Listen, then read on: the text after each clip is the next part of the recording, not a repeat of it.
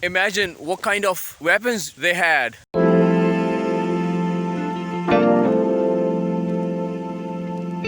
Hi, this is Sitan Mahmood and welcome to Priol. Today is a very important day for me. Today I'm starting a journey which I wanted to start for a long time. But first, tell me, after watching which of my UNESCO videos you have come to see my first UNESCO video here. Let me know in the comments below.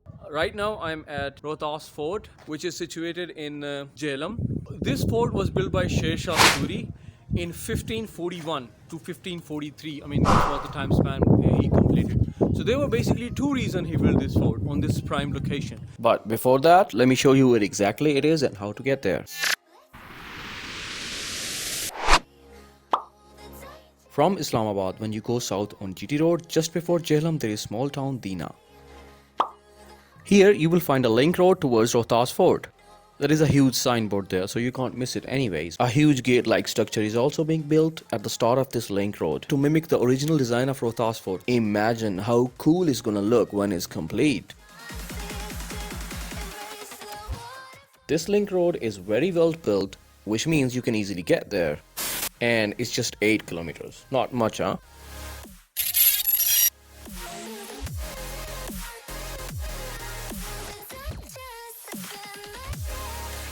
The way itself is quite a sight. Take a break and have a look around. It's worth it. Also, when you get to see the fort from outside, stop there, take some pictures. Because inside, there's a whole another world. This fort has a total of 12 gates. And one of it is Khwas Khani Gate, the one where I'm standing right now. It's named after a general of Sher Shar Suri, Khwas Khan Marwat. It consists of huge structures. It is said that the chief and his family used to reside this part of the Qila. Before we move further, please make sure you subscribe to the channel and press the bell icon. And if you like the video up to now, give this video a thumbs up. Right now I'm standing at the main entrance of the Rohtas Fort, where armies used to get in, or the kings used to get in, or everybody used to get in.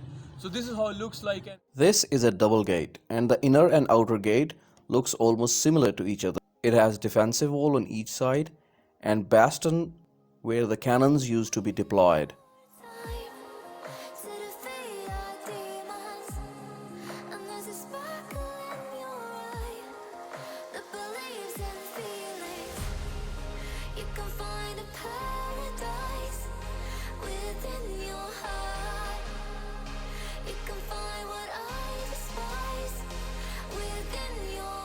Now, here are the two reasons why Sher Shar Suri built this fort. One, from the guy who took the throne, he went to exile to Persia. He didn't want him to come back. This fort is on the western side. He wanted to have a portion of his army in this area just to keep an eye, just to stop him from returning. And secondly, the Gakhar people who were the locals here, they had a history of strong allegiance to Mughal Empire. And ironically, this fort has also served as the headquarters of those local Gakhar tribes. This is kind of a main entrance of that big fort. Rohtas Fort was never stormed by a force. That's why it's in such a good condition. The fort is known for its large defensive walls and several monumental gateways. It was included in UNESCO Heritage Site in 1997 for being an exceptional example of Muslim military architecture of Central and South Asia. So we've officially entered the Rohtas Fort.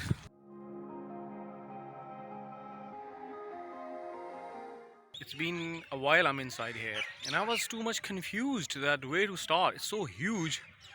I mean, can you imagine a whole town is situated inside the fort, inside the walls of fort? And I was so amazed. There are schools, there are mosques, there are markets, there are people just going out their daily lives. And they've been living here for centuries. So it made my head spin just thinking about where should I start, because this is so huge, as I told you. I'm gonna cover places one by one. Let's get amazed together. There's a public park inside the fort. You can see quite a lot of people. Today is Friday. That's why a lot of people visiting today with families. Since I've entered in the walls of Rohtas Fort, I'm at least more than a kilometer inside. Over there, I can see the other end of the fort. This place, someone told me, what used to be like a stable in those days for horses. It has a grill, and there's a way one can go upstairs. The architecture is quite amazing. I mean, it's so tough.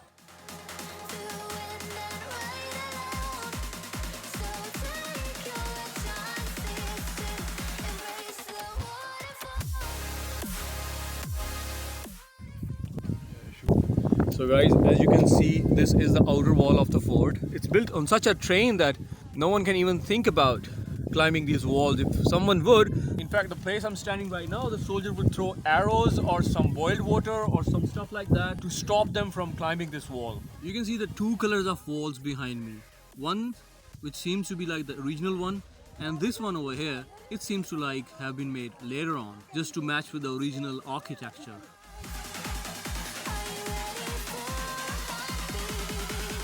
Behind me you can see some structures. I'm exactly not sure what structures they are, but let's go and check them out. So guys, that was the one end of the fort. I can see a lot of buildings behind me to the other end, so I'm going over there right now. Let's go.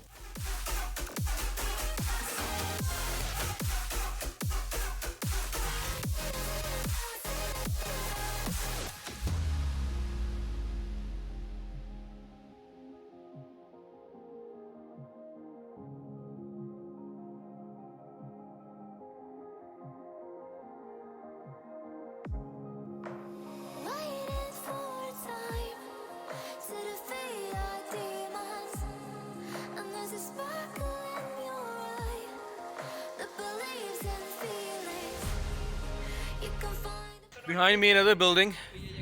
I can't see the way up. I'll try to use this wall to climb up.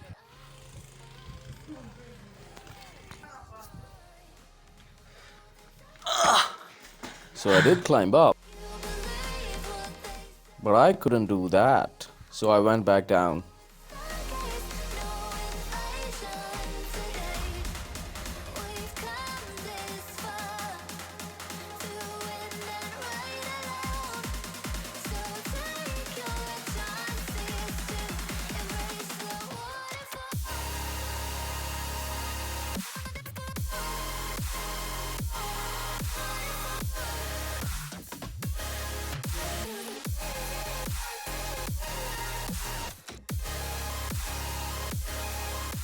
Going up there is not less than a hike. It is too much steep.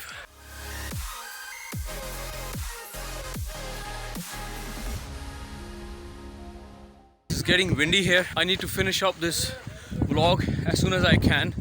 It has also started to rain. So this fort was built on a strategic location. The other side I showed you previously, it had a mountainous terrain which provided a natural resistance from the incoming armies. Another side behind me you see, used to be over here, was a river. I don't know which one exactly, but there used to be a river.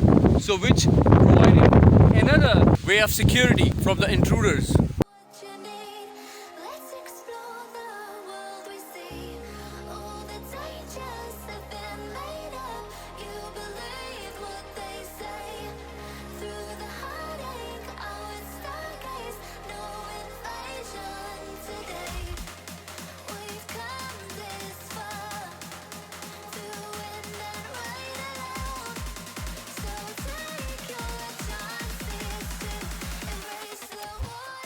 This point I'm right now is quite at a height. It provides a 360 view of the whole fort. I'll try to capture as much as I can. For example, the one you see behind me is part of the wall, whose other side has a mountainous terrain. What this one looks like to me used to be a barrack for the soldiers who were on duty at that time on this position.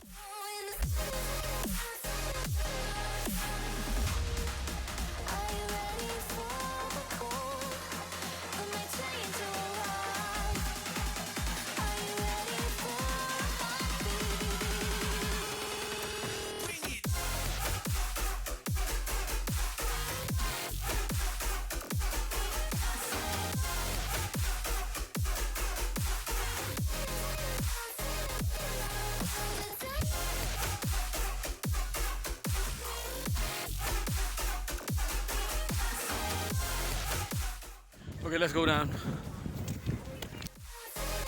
Tough structures inside these high walls are visible on almost every side of the fort. But due to a lot of reasons, then I don't have time to go there because it's getting dark and maybe it will rain. So before that, I have to finish up and get going. It's getting windy. I don't know whether you guys can hear me or not. I have to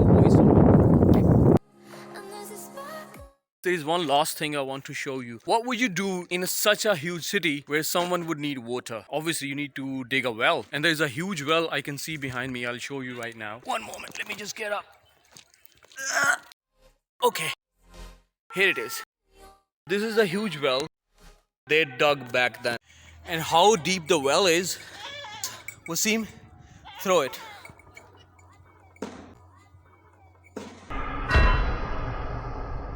Lights, camera, take two, and action.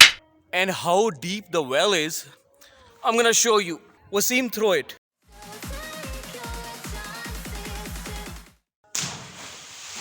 Did you hear that? Did you hear that? How deep it is? But what would you do if you have hundreds of horses and lot of elephants? Would you bring the water up for them to drink? No, you'll make them go down. And how would you do that? You would make a huge staircase for them. Check this out, guys.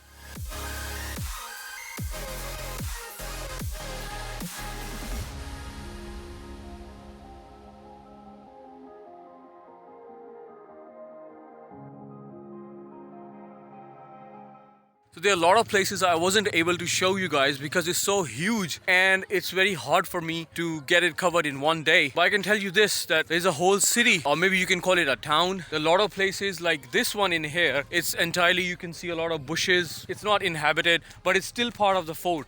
You can see the walls of the fort right behind me over there. So it has a huge boundary. Here my Rohtas tour comes to an end.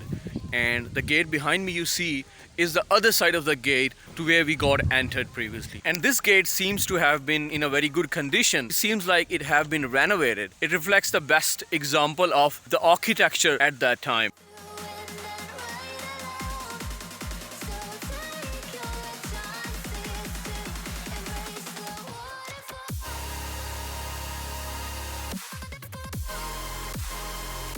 Another piece of imagination striking in my mind right now is the guards on this gate would have known who's expected to visit. They would make sure that right person or right people are getting in.